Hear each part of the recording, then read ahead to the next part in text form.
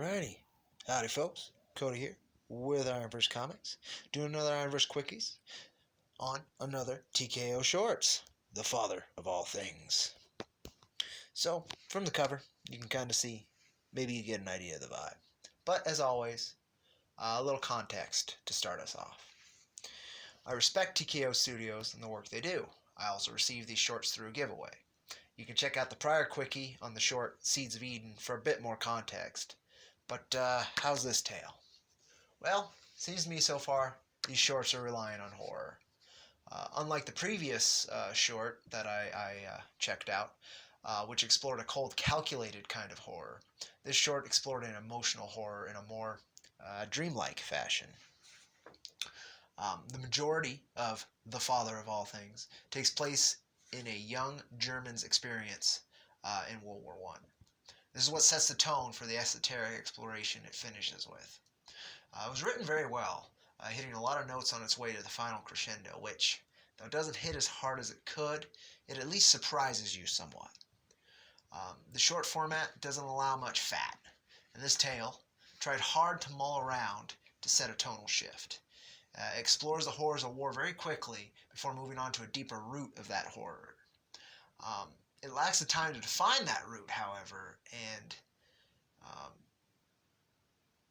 though that kind of ended up being a shame, it did seem to be the intention all along.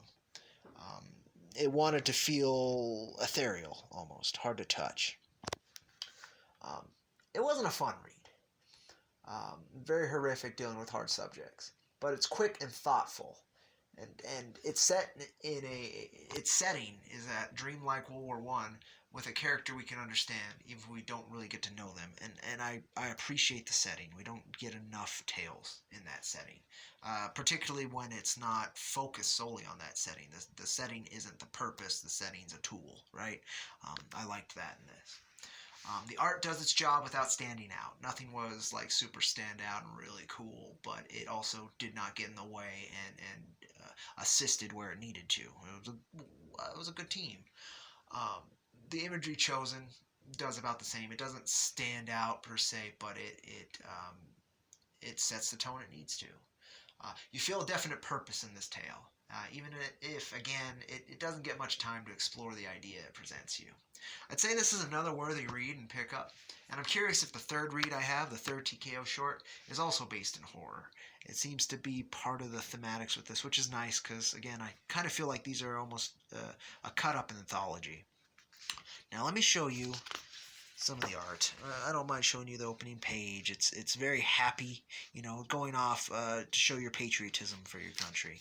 Again, it's good art. It's a good crowd, good perspective, all of that. Again, that doesn't really stand out to me, but there's some really good visual choices. A lot of horror, though. It makes sure to contrast very quickly and show you some nasty stuff. I don't want to share too much of the imagery and particularly the twist that it takes partway through because I want you folks to check these out.